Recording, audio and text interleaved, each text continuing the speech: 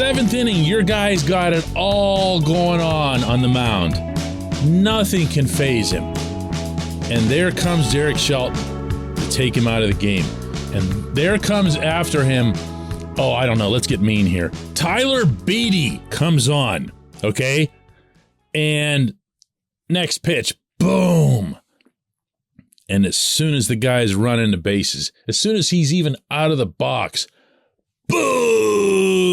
Good morning to you.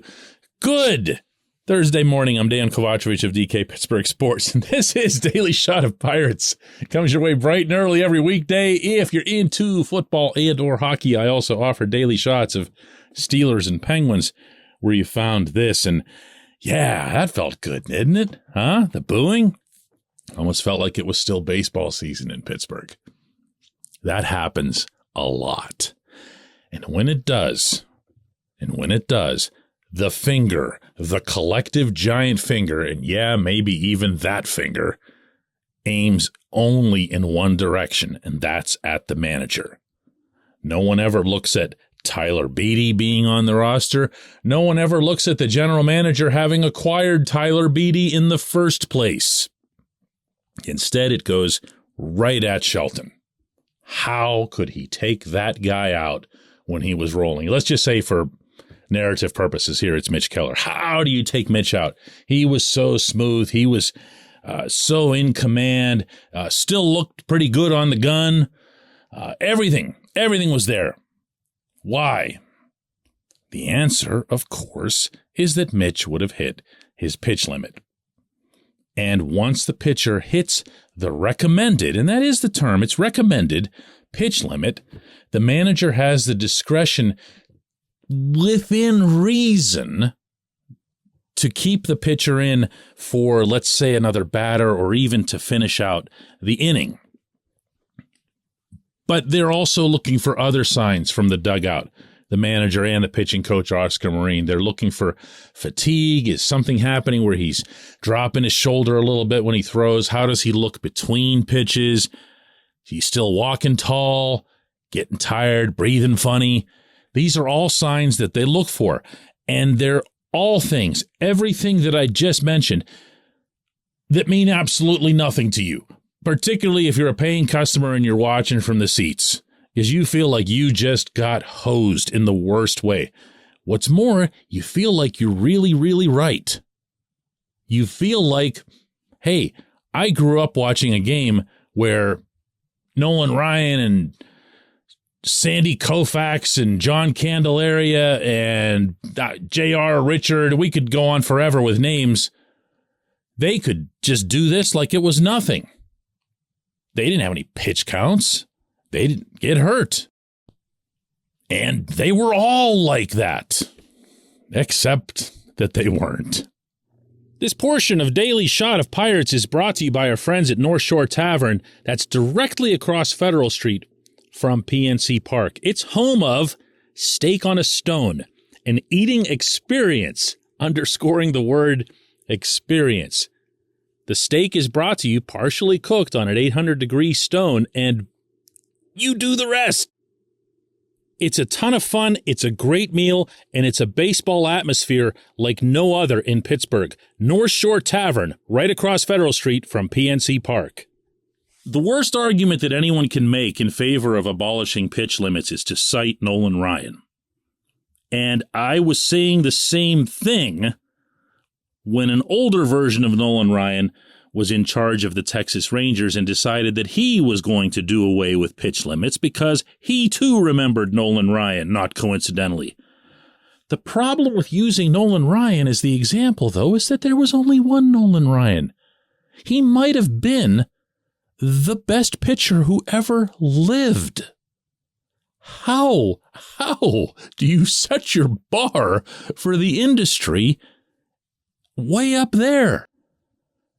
Ryan could throw harder than anybody else. He could command a mound with more of an intimidation factor than anyone else, with all due respect to Bob Gibson, Randy Johnson, and all kinds of others who were in this category. Ryan was out there to beat you. And if you ask Robin Ventura, he also was out there to beat you up. This is not where the bar goes. He was the greatest. So stop using him as an example. Actually, you know who out of those pitchers you could use as an example? Yeah, Koufax. Why? Career ended early. But that one never comes up. At least not in this specific context, because it can't. Baseball was robbed of a lot of years of additional greatness from Koufax. Oh, and one other thing has happened since all of those guys were pitching. Well, two other things, actually. One, everybody throws a whole lot harder now. The human body has evolved, even in that short time period, when it comes to professional sports.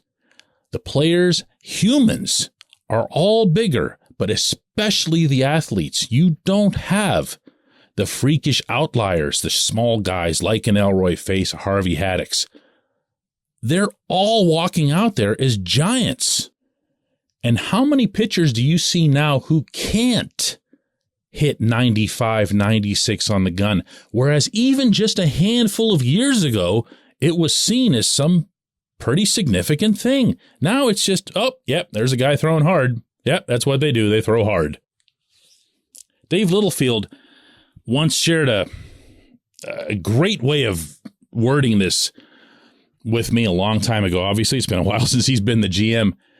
He said that pitching is basically the human body doing something that the human body is not supposed to do at this stage of our evolution.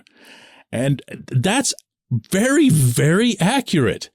Anybody who's in the medical field who works with baseball players will tell you that the human body should not be throwing overhand. We don't have the muscles and the ligaments and the strength that's needed in some of those to make that happen by throwing the ball overhand 100 times, 110 times, whatever it might be. Obviously, we're going to be better at it when we're younger. We're better at everything when we're younger. But it takes a toll.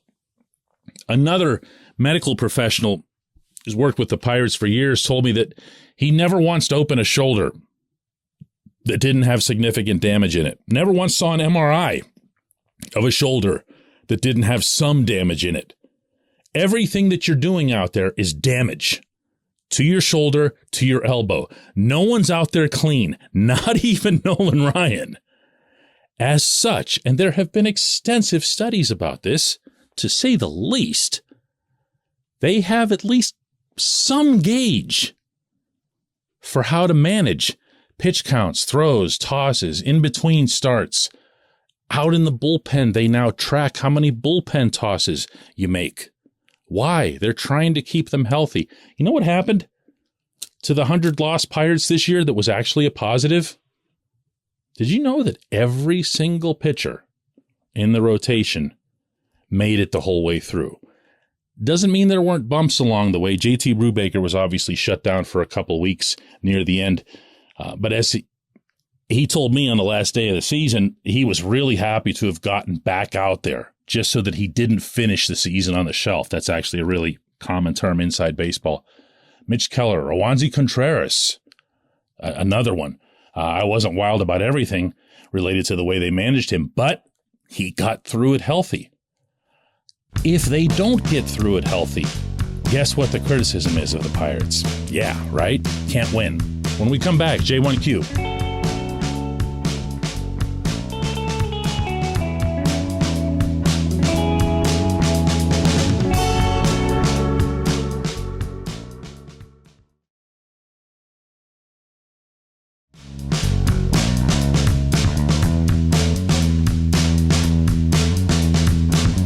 J1Q comes from Steve Jack, and Steve says, the Cardinals win the division, and then they go replacing their hitting coach, their pitching coach, and their bullpen coach all in one day.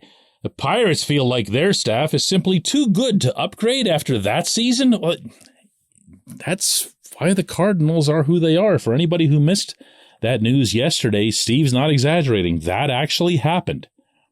Hitting coach, pitching coach, bullpen coach. Poof!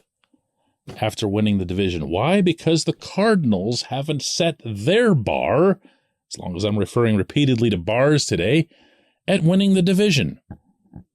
They didn't feel like they were able to max out on all of their talent, whether it was on the mound or at the plate, and they made some changes. They made some significant changes under Ollie Marmol. And by the way, after this, Marmol shouldn't exactly feel all that comfortable. When you get everybody underneath you fired, all eyes are on you after that. The Pirates, how do I put this? I want to lay this all out here so that I'm being as fair as possible. If you go back to the 2021 season and you flip on any one of these Daily Shot of Pirates episodes, you'll hear me really piling on Marine. I did not like what I was seeing of the pitching. I didn't see any improvement from any individual in the rotation. And remember that pitching coaches, yeah, they're responsible for all of them, but the guys that they need to hit on more than any are the starters. And that wasn't happening at all. Now, this season, I initially backed off. Let's give him another chance, new year and everything else. And then, dude just won me over. What are you going to do? What are you going to do? I'm not going to hold Marine responsible for, here we go again, 2 innings of Tyler Beede starting out as your 5th guy or your emergency guy or whatever they were labeling him. I'm not going to hold him responsible for these other no-name waiver guys, whatever they were that were going in. I am going to hold him responsible for Keller, for Contreras, for Brubaker, for Jose Quintana. And while those progressions weren't perfect, although Jose was really kind of close in that regard, all of them went upward. All of them. So I'm going to hang on to it. I'm like, I really can't stand that Marine. He'll show you he'll fail next year and I'll be right. I'm not into that stuff. Situations changed. So should stances. And mine changed. I don't know if it'll change regarding Andy Haynes. I'm not expecting that it will. I don't see anything at all from this hitting coach in the way of a consistent team-wide approach, let alone one that could be applied to the entire organization. And I don't see anything in terms of an individual that you could point to and say, yeah, but he at least got that guy going, because I can't even do that with Jack Sawinski because Sawinski came up from Double-A and just was smoking the ball. That's not something that you look at the major league hitting coach. If anything, the fact that Jack had to go back to the minors for a month was a strike against the major league hitting coach. Find a way to keep him here. Don't just punt all the time. But yeah, look, hey, when it comes to accountability, you will see stability with winning teams, but you'll also see a startling lack thereof when those winning teams disappoint. And in the Cardinals' case, they didn't even wait for that to happen. I appreciate the question. I appreciate everyone listening to Daily Shot of Pirates. We'll do one of these tomorrow. Finishing up this Myth series, by the way.